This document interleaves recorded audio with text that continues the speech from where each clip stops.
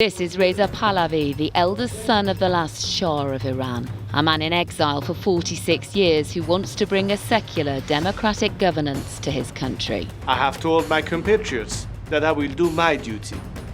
I will step forward at their call to oversee this peaceful transition to democracy and Iran's return to the community of nations. He was born to wear a crown, but raised in the shadows of exile. For years, Reza Pahlavi watched his homeland suffer from afar, silent, measured, waiting. But something has changed. His words have sharpened, his tone has hardened, and his message has become impossible to ignore. The Ayatollahs are no longer just nervous, they're alarmed. Ayatollah Ali Khamenei is considered the most powerful person in Iran. For more than 3 decades, he has held a hardline grip on the country as its supreme leader. Because this time, the prince didn't ask permission. He acted. And now, the entire regime feels the tremble of what's coming. The line has been crossed. He wasn't supposed to go this far. Not yet. Not openly. But something inside him snapped. The exiled prince of Iran, once seen as a quiet symbol, a memory of a forgotten monarchy, just made a move that shook the Islamic Republic to its core. No more waiting, no more soft words. His message this time was louder, bolder, and unmistakably defiant. Iran's rulers, once dismissive of him, are now scrambling behind closed doors. Why now? What's changed? And why does it feel like this time, the regime is genuinely afraid? For decades, Reza Pahlavi carried the weight of his past like a quiet burden. Born to a crown that was ripped from him at 18. After his father's death in 1981, Reza declared himself the new king of Iran, but nobody took it seriously. He watched his country fall into chaos and repression while living in exile. He didn't demand power. He didn't declare wars. Instead, he spoke softly about democracy, unity, and national healing. Many dismissed him. Some called him irrelevant. But recently, something changed. In speeches, interviews, and public appearances, his words began to sharpen. He no longer simply wished for Iran's freedom. He began to call out the regime by name. He labeled the Revolutionary Guard terrorists. He stood with protesters, and then he did the unthinkable. On April 17, 2023, Reza Pahlavi visited Israel. But the exiled crown prince of Iran has visited the state of Israel. A bold, unprecedented act. No Iranian leader, past or present, had ever dared. For the Ayatollahs, this wasn't diplomacy. It was betrayal. But for many Iranians, it was something else entirely. It was courage. It was defiance. And for the first time in years, it felt like a spark had been lit. The kind of spark that could ignite a nation. The visit that shook the regime. It wasn't just a visit. It was a statement. A line drawn in history. When Reza Pahlavi stepped foot in Israel, cameras captured the moment, but behind the cameras, something far more serious was unfolding. Tehran panicked. The Islamic Republic's silence wasn't indifference, it was fear. Because this wasn't just an exiled royal taking a tour. This was a direct blow to everything the regime claimed to stand for. And suddenly, the Ayatollahs realized they no longer controlled the narrative. He stood at the Western Wall with a prayer in his heart. He laid a wreath at Yad Vashem, paying respects to the victims of the Holocaust. The 27th of January, the day marks the liberation of Auschwitz prisoners by the Soviet Army in 1945. He met with Israeli officials not as a politician, but as a messenger of a new Iran, an Iran that could reconnect with the world it once turned its back on. And the symbolism cut deep. For a country where even the mention of Israel is treated as treason, Reza's actions were more powerful than 1,000 speeches. He was challenging the core of the regime's ideology: hatred, isolation, and fear. Inside Iran, the visit exploded across encrypted messaging apps. Thousands shared the footage. Debates ignited. Was this a betrayal, or was this the first true step toward peace? While state media tried to ignore him, the people could not. Some saw hope, others saw rebellion. But everyone, including the regime, saw the truth. Reza Pahlavi wasn't hiding anymore. He had gone too far for them to ignore. And maybe, just maybe, that was exactly the point. The legacy of a lost throne. Before he became a symbol, he was a boy born to rule. Before exile, there was a crown. And behind that crown, a legacy that still casts a shadow across Iran. Reza Pahlavi wasn't just anyone. He was the son of the last Shah, heir to a monarchy that had shaped Iran's modern identity. For some, that history brings pride. For others, pain.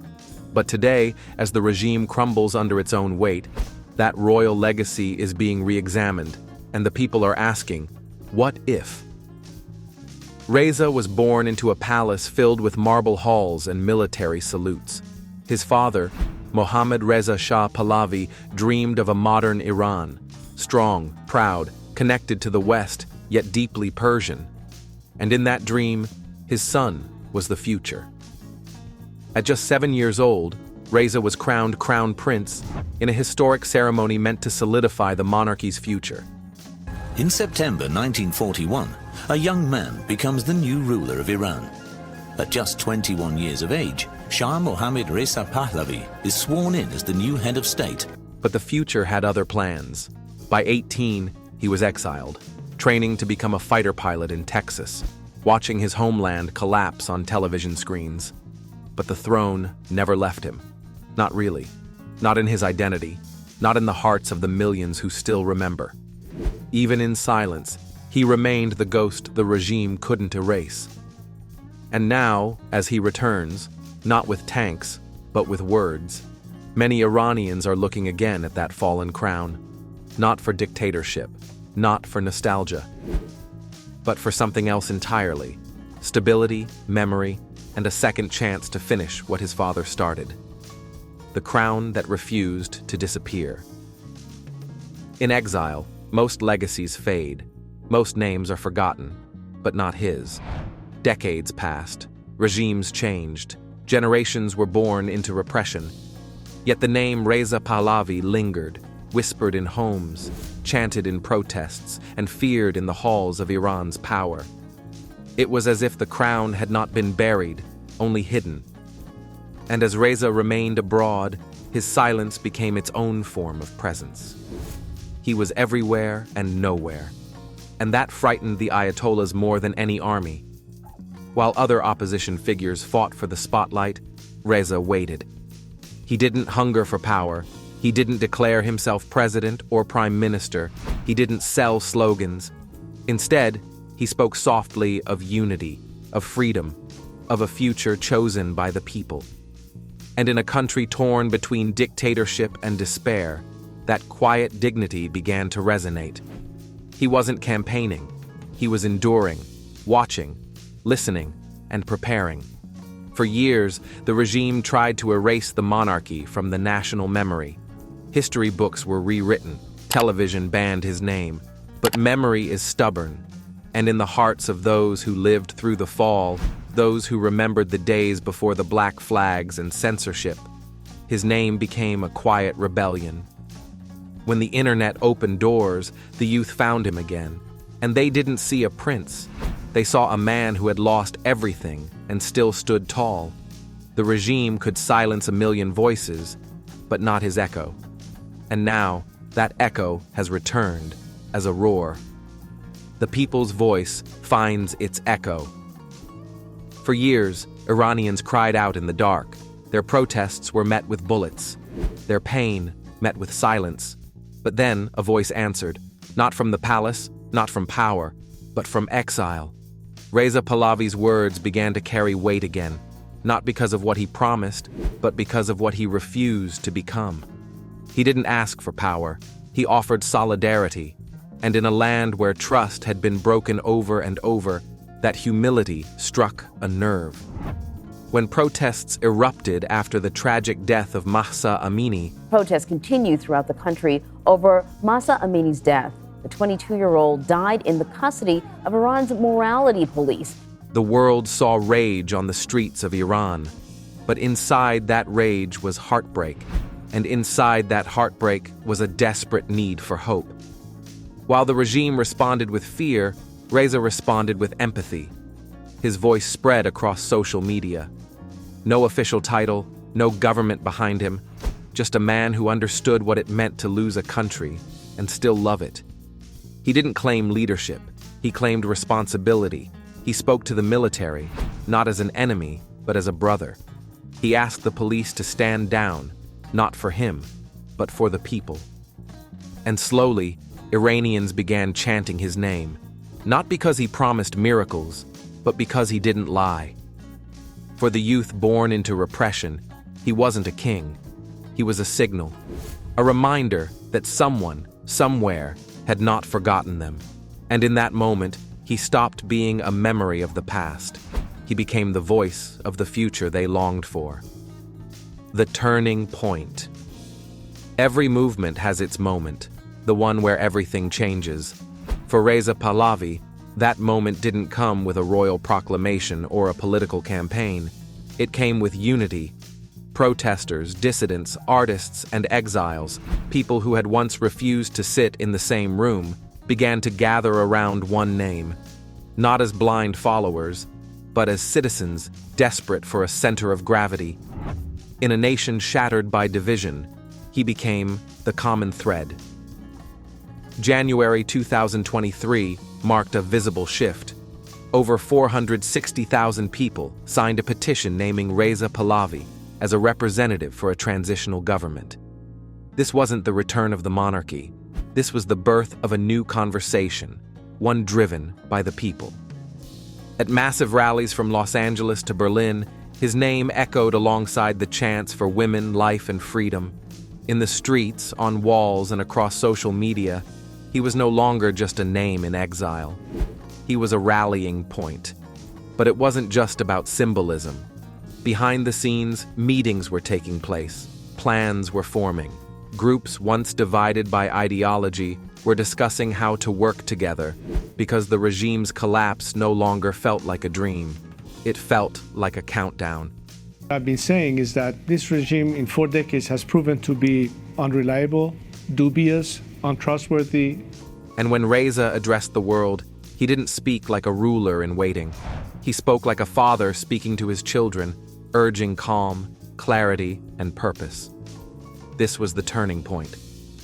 The moment the people stopped waiting for change and began preparing for it. And at the center of it all stood the man they once thought they had lost forever. The silent collapse begins. It didn't start with a bang.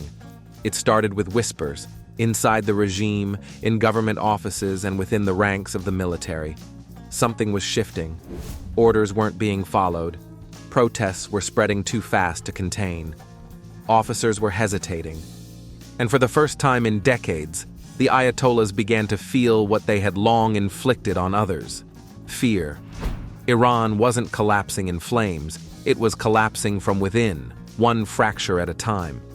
Reza Pahlavi didn't need to lead a rebellion with weapons. He led one with certainty. As the system weakened, his calm voice only grew stronger. In interviews, he no longer asked if the regime would fall. He stated that it already had. "It's over," he said, not with celebration, but with solemn duty. "Now we must prepare for what comes next." And that next chapter, he said, wouldn't be chaos. It would be order if people stood together. He outlined the first 100 days after the regime's fall, restoring services, stabilizing the economy, organizing elections, and rebuilding trust. This wasn't the dream of a prince. It was the plan of a citizen, and it sent a message to every Iranian watching in silence. There will be no vacuum, no civil war, no foreign occupation. There will be responsibility, structure, hope. The regime tried to paint him as a threat to national stability. Maximum pressure did pay some dividends. It isolated the regime more. It curtailed their means to be able to finance and fuel their war machine. But in reality, he became its last lifeline. Because in the eyes of millions, the Islamic Republic was already gone. All that remained was the courage to admit it and the plan to replace it. a prince without a throne, a nation without a future. In exile, time can break a man. It can dull his voice, bury his purpose, and turn him into a relic of the past. But Reza Pahlavi was different. The longer he stayed away from Iran, the more his presence grew. He had no palace, no army, no government, but what he had was rarer: trust. And in a country betrayed by every institution, that was the most powerful thing he could offer. He never promised to rule. In fact, he said the opposite. "I'm not here to lead a government," he told the world. "I'm here to help Iranians choose their own." And that was what set him apart. While others fought for seats at the table, Reza fought to build the table itself, one where Republicans, monarchists, liberals, and conservatives could all have a voice.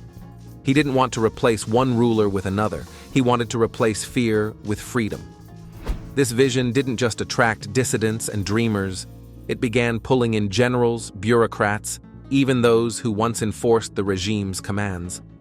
Quietly, carefully, a network was forming, a web of readiness for the day after collapse. Reza spoke often of South Africa, of post-apartheid reconciliation, of Nuremberg trials that brought justice without vengeance. His plan wasn't just political, it was moral. Iran had become a land without a future. Its youth were either escaping, dying, or giving up. But now, someone was offering something new, not just the memory of what was, but a clear picture of what could be. And people were listening. The battle for the military's soul. No regime falls peacefully unless its enforcers step back. In Iran, the military and the Revolutionary Guard weren't just tools of power. They were the guardians of fear. For decades, they crushed dissent, silenced uprisings, and ensured no threat could rise. But in recent years, even they began to look inward.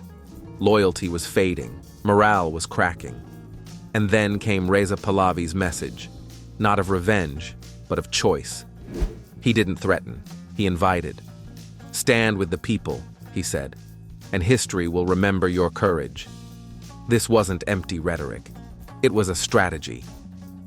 Reza understood what the regime never did, that real power doesn't come from guns, but from unity. And unity could not be built on fear. So he reached out to the conscript soldiers, to the mid-ranking officers, to the sons of Iran forced to raise weapons against their own. He told them, "You don't have to go down with the regime." Some called it naive, but reports began to emerge. Orders were disobeyed. Protesters were spared.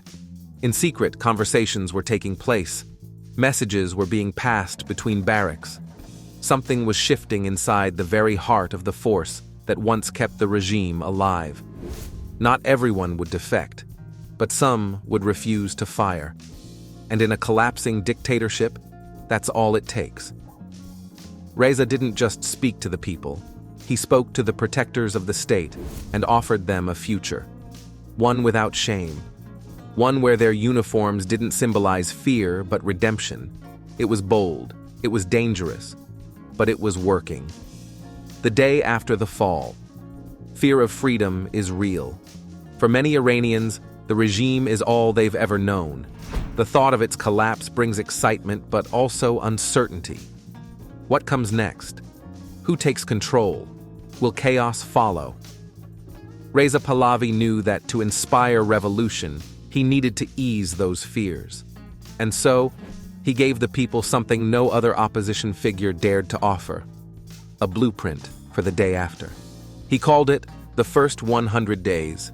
It wasn't a fantasy, it was a practical roadmap: how to stabilize the currency, restore essential services, reopen schools and hospitals, and organize a national referendum. He didn't promise perfection, he promised order. In a country haunted by memories of violent transitions, that promise mattered. His message was clear.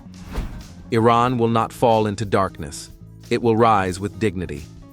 At conferences, in interviews, and across digital platforms, he emphasized one word above all: choice. He wasn't returning to claim the throne. He was returning to give it back, to the people. Whether they chose a republic, a constitutional monarchy, or something entirely new would be up to them. His role, he said, was to get them to that vote. The regime accused him of plotting a foreign coup, but Reza's true weapon was transparency. He spoke openly about the need for accountability, reconciliation, and justice. And the more he spoke, the more Iranians began to believe that the day after the fall wouldn't be a nightmare. It could be the beginning of something long stolen, national healing, the power of not wanting power. In a world where everyone is desperate to lead, the one who steps back often shines the brightest. Reza Pahlavi did what few could imagine. He refused power. Again and again, when asked if he wanted to be president or king, his answer stayed the same. It's not about me. And that refusal, spoken with consistency and humility, became his greatest strength. Because in a country where leaders have clung to power through blood and lies, stepping aside became the ultimate act of leadership. He made it clear his role was temporary, a guide through the storm, a bridge to the future. And that changed everything. People who once feared a return to monarchy began to listen. Dissidents who had opposed the Shah's rule started to find common ground. Because Reza didn't speak like a ruler in waiting, he spoke like a servant of the people, one who had nothing to gain but the return of his homeland. His call for a constituent assembly wasn't just symbolic, it was foundational. He wanted every Iranian voice represented, every political faction heard. He didn't fear disagreement, he welcomed it. Because true democracy, he said, doesn't begin with unity, it begins with honesty. And he was ready to face both love and criticism without losing sight of the bigger goal: a free Iran chosen by Iranians. In refusing the throne, Reza gave the people their own. A throne built not on bloodlines, but on ballots. And for millions watching, that humility made him the one man they could finally trust. The diaspora awakens. Outside Iran, a second nation lives, one made of exiles, refugees, dreamers, and survivors. The Iranian diaspora, scattered across cities like Los Angeles, London, Berlin, and Paris, had long been a divided chorus. Different ideologies, different wounds. But something began to change. As protests reignited inside Iran, a unified voice started rising from outside. And at the heart of it, one name echoed more than any other: Reza Pahlavi. He didn't rally them with promises. He called them to responsibility. You have freedom, he told them. Now use it to support those who don't. It was a challenge that struck deep. Demonstrations erupted across continents. Flags waved, chants roared, old divisions melted into one cause. The images were powerful. Women cutting their hair in defiance, students holding signs with his portrait, families standing under the lion and sun banner, not for nostalgia, but for a future. Los Angeles, dubbed Tehrangeles, became a nerve center. When Reza marched in the front lines of a protest with over 80,000 people behind him, it wasn't about celebrity, it was about unity. A diaspora once scattered now stood as one, and the regime noticed. Because every voice outside Iran gave strength to those inside. These weren't just rallies, they were rehearsals for return. Reza reminded them, it wasn't enough to post or protest. They had to organize, fund, connect, and support real change on the ground. And for the first time in decades, the diaspora listened, not with grief, but with purpose.